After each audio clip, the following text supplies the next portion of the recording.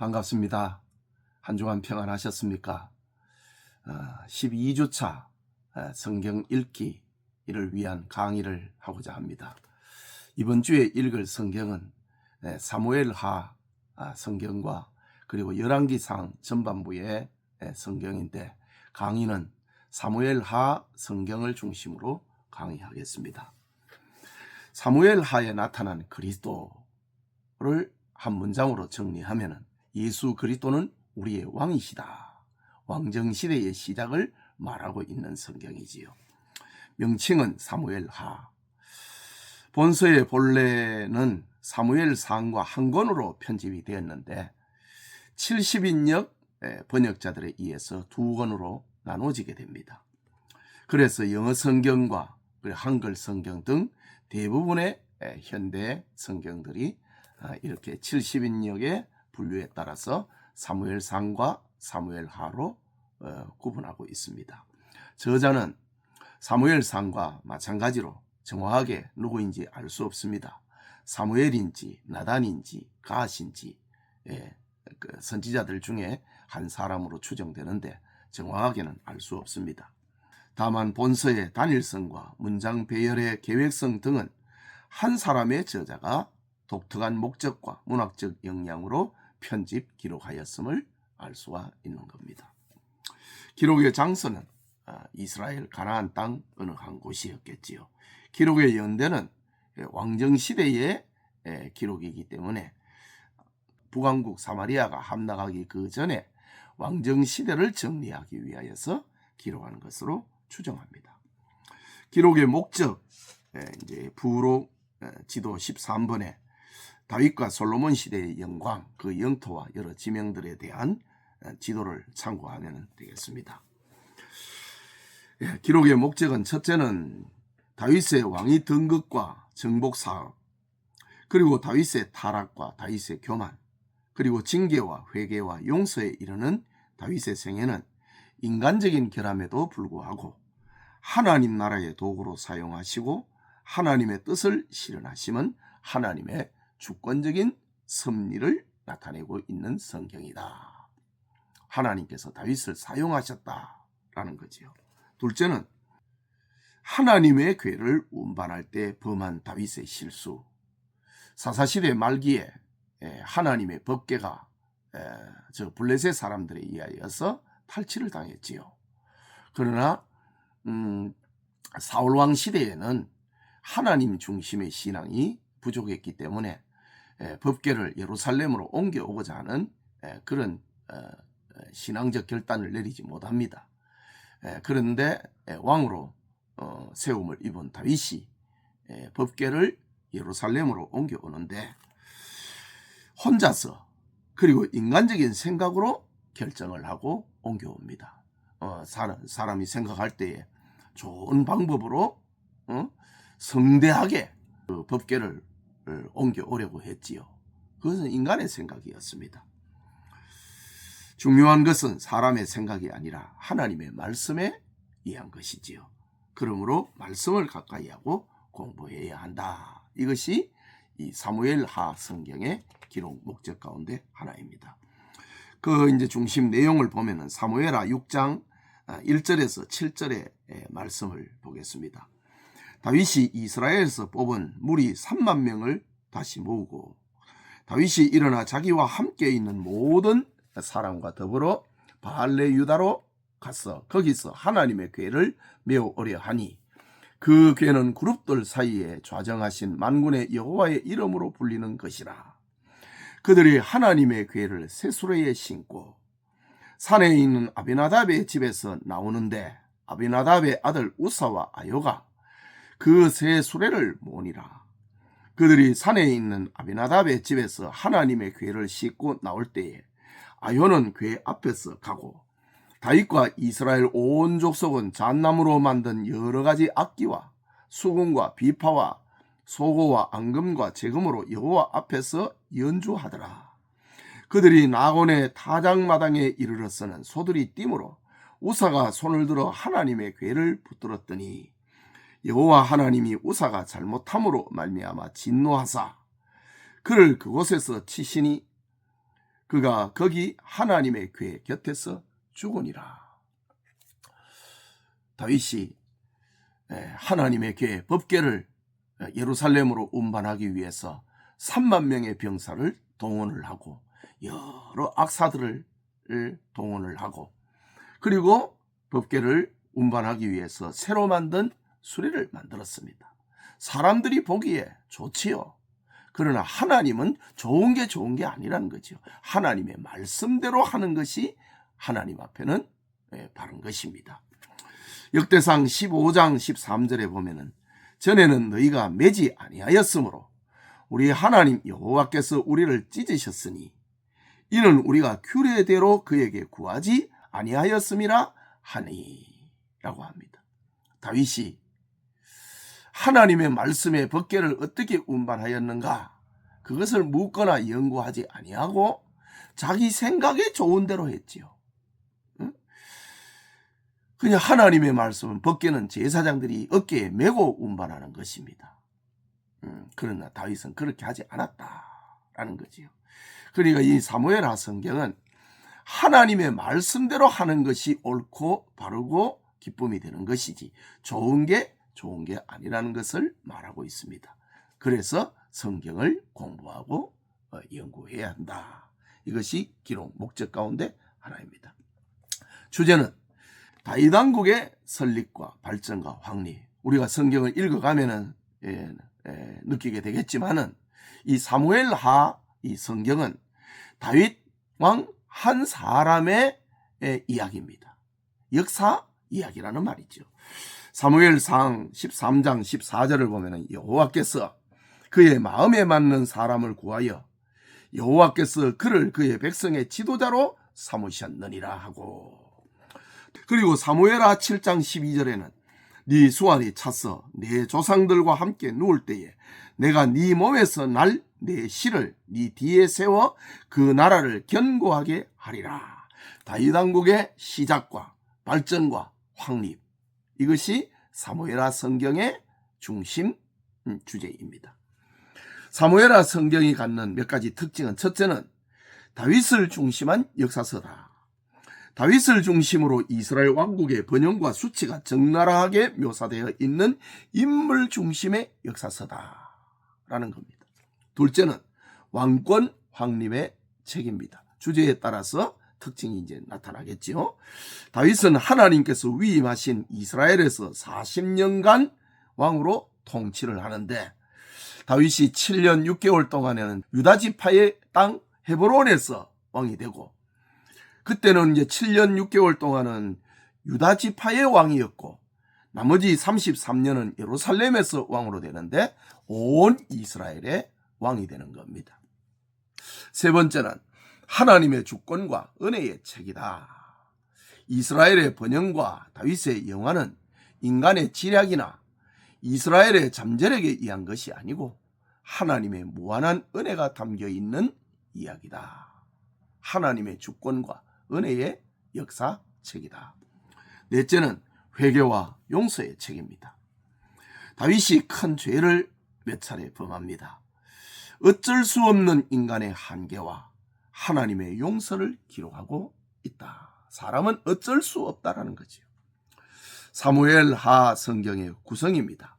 사울 왕가의 몰락으로 시작된 본서는 다윗에 의해 성취된 이스라엘의 번영과 함께 다윗 개인과 그 왕가의 부패와 타락을 적나라하게 묘사한 인물 중심의 역사서로서 그 내용은 세 부분으로 구분해 볼 수가 있다.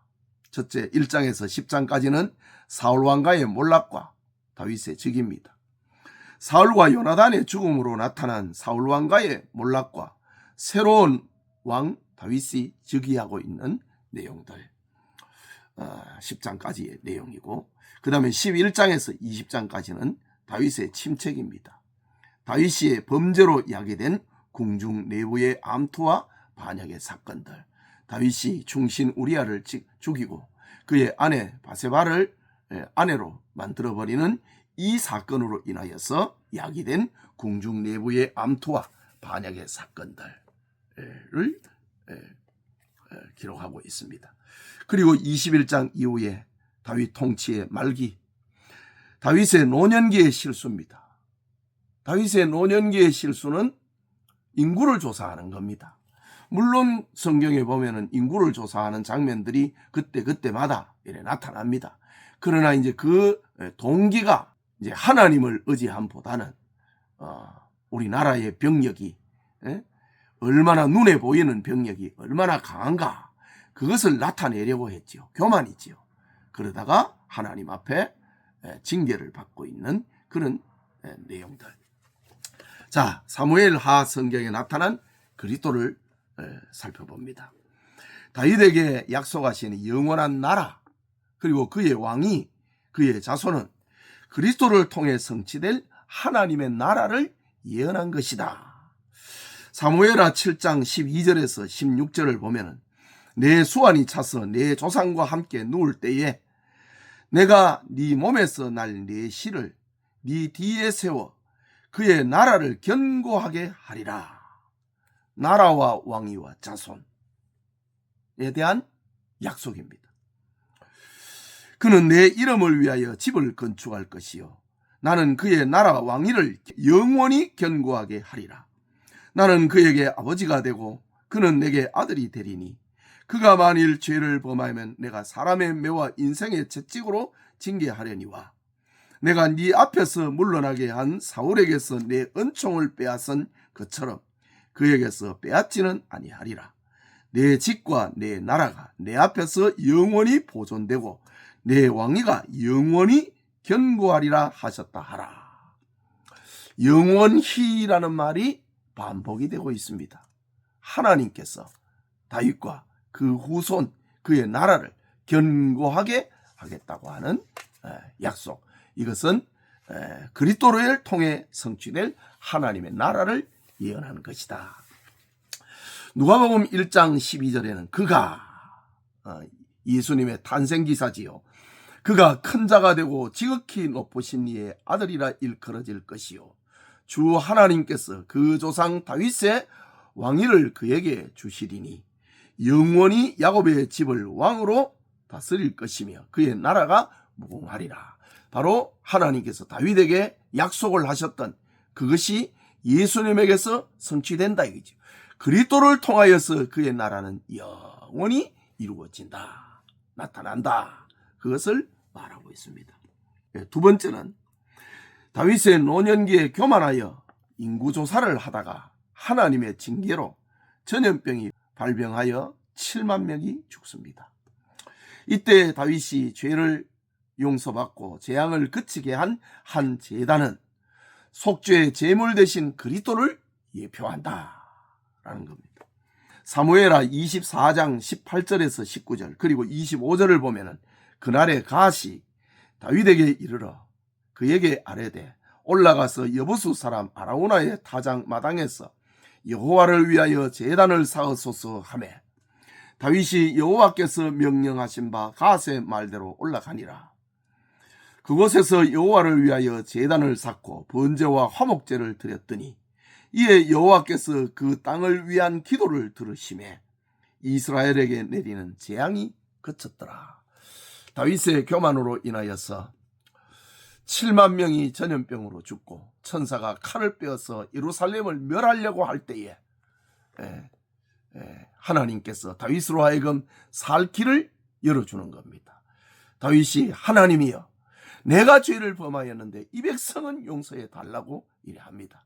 그때 하나님께서 다윗에게 살 길을 열어주셨는데 그것이 바로 아라우나의 타작 마당에서 하나님께 번제와 화목제 제사를 드리는 것입니다. 자, 사도행전 16장 31절에 이르되 주 예수를 믿으라. 그리하면 너와 네 집이 구원을 받으리라. 멸망받을 수밖에 없는 죄인이 구원을 받을 수 있는 유일한 길은 주 예수를 믿는 것이다. 다윗이 그리고 예루살렘이 멸망을 받을 그때에 번제단에서 하나님 앞에 제사를 드리는 것, 그것은 예수 그리스도를 통해서 얻게 되는 구원을 예표하고 있는 것입니다. 로마서 3장 25절에는 이 예수를 하나님이 그의 피로서 믿음으로 말미암는 화목제물로 세우셨으니 이는 하나님께서 길이 참으시는 중에 전에 지은 죄를 간과하심으로 자기의 의로우심을 나타내려 하심이니 그리스도를 통하여서 그리스도를 보시고 하나님께서는 우리를 불쌍히 여기셨다. 오래 참으셨다. 그리고 구원의 길을 열어주셨다. 그 상징적인 사건이 바로 다윗이 범죄하여서 멸망하게 되었을 때 하나님께서 아라우나의 타작마당에서 번제를 드리라 한 그 사건을 말하는 겁니다. 세 번째, 다윗이 자신의 죄를 용서받은 아라우나의 타작마당은 성전 건축의 장소요 장차 세워질 그리스도의 십자가를 예언하고 있다라는 겁니다. 사무엘하 24장 21절을 보면은 이르되 어찌하여 내 주 왕께서 종에게 임하시나이까 하니 다윗이 이르되 네게서 타작마당을 사서 여호와께 제단을 사 백성에게 내리는 재앙을 그치게 하려 함이라 하는지라. 다윗은 아라우나의 타작마당으로 가서 그 밭을 사서 하나님 앞에 제사를 드리게 되는 겁니다. 역대하 3장 1절을 보면은 솔로몬이 예루살렘 모리아 산에 여호와의 전 건축하기를 시작하니 그곳은 전에 여호와께서 그의 아버지 다윗에게 나타나신 곳이요 여부스 사람 오르난의 타작마당에 다윗이 정한 곳이라. 오르난이라기도 하기도 하고 아라우나라기도 하기도 하는데 같은 이름입니다. 성전을 건축한 장소가 참 묘합니다. 솔로몬이 성전을 건축한 그곳은 아브라함이 이삭을 번제로 드렸던 것이요 자기 아버지 다윗이 하나님 앞에 번제를 드렸던 곳이다. 여기에 성전을 지으라 라고 다윗이 유언을 했지요. 자, 요한복음 19장 17절과 18절을 봅니다. 그들이 예수를 맡음에 예수께서 자기의 십자가를 지고 해골, 히브리 말로 골고다, 해골이라 하는 곳에 나아가시니 그들이 거기서 예수를 십자가에 못 박을새 다른 두 사람도 그와 함께 좌우편에 못 박으니 예수는 가운데 있더라. 예, 바로 이 예루살렘 모리아산 아라우나의 타작마당에서 예수님께서 십자가에 못 박혀 죽으시게 된다. 그러면은 골고다는 예루살렘 저 변방인데 이렇게 생각할 수 있습니다. 그러나 솔로몬 시대의 예루살렘은 굉장히 컸습니다. 솔로몬 성전이 무너지고 그다음에 스룹바벨이 포로 해방을 받아서 돌아와서 성전을 지었지요. 그걸 스룹바벨 성전이라고 합니다. 그거는 규모가 아주 적었습니다. 그래서 옛날 성전을 기억하던 사람들이 이것도 성전이냐 이렇게 적으냐라고 합니다. 그것이 조금 증축된 것이 이제 예수님 시대의 헤롯 성전입니다.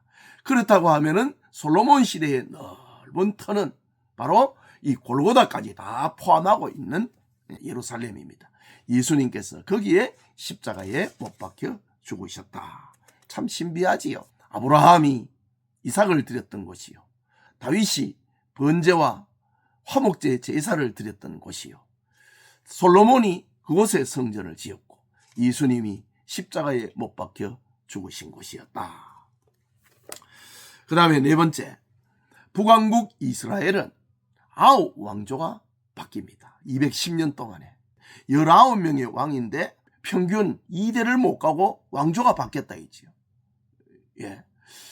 고려시대 왕시에서 이시 조선으로 나라로 바뀌는 것처럼 왕조가 바뀌는 것처럼 북왕국 이스라엘은 그렇게 왕조가 바뀌었습니다. 그렇지만은 남왕국 유다는 오직 한 왕조를 약속하면 메시아 곧 예수 그리스도의 왕권이 영원히 견고함을 예표한다. 하나님께서 다윗의 시로 인하여서 왕통이 끊어지지 아니할 것이라고 했는데 바로 유다 왕국의 왕은 한 왕조로 쭉 내려가게 되는 것이지요. 예수님에게까지 말입니다. 사무엘하 7장 12절에 아까도 본 말씀인데 내 수완이 차서 내 조상들과 함께 누울 때에 내가 네 몸에서 날 내 씨를 네 뒤에 세워 그의 나라를 견고하게 하리라. 하나님의 약속이자 다윗을 향한 축복이지요. 그 약속이 그대로 이루어졌다는 거지요. 마태복음 21장 9절에 앞에서 가고 뒤에서 따르는 무리가 소리 높여 이르되 호산나 다윗의 자손이여 찬송하리로다. 주의 이름으로 오시는 이여 가장 높은 곳에서 호산나 하더라. 예수님은 다윗의 후손으로 왔다는 거지요. 마태복음 22장 45절에 다윗이 그리스도를 주라 칭하였은즉 어찌 그의 자손이 되겠느냐 하시니 라고 합니다. 이 말씀은 예수님이 연론하는 그 장면 가운데 하나입니다. 예수님은 다윗의 후손으로 왔는데, 그러나 다윗은 자기의 후손을 가리켜 그냥 단순한 후손이 아니고 하나님이 약속하신 메시아라 이거죠. 그래서 다윗은 그리스도를 향하여서 주라고 불렀다라고 하는 겁니다. 모든 것이 그리스도에게로 집약이 되고 있는, 예언이 성취되어는 그런 장면의 이야기입니다.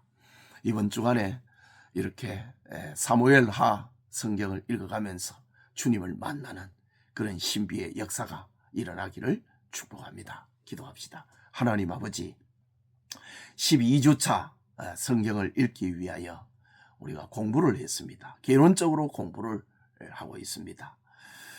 우리가 성경을 읽어가면서 기록의 목적에서 벗어나지 않기 위하여 이렇게 강의를 듣습니다. 말씀을 읽어갈 동안에 주님을 만나는 신령한 은혜, 예언과 예표로 담겨있는 주님을 만나는 은혜가 있도록 도와주시옵소서. 예수님의 생명을 마음에 담아놓는 신령한 역사가 일어나게 하옵소서. 예수님의 이름으로 기도합니다. 아멘.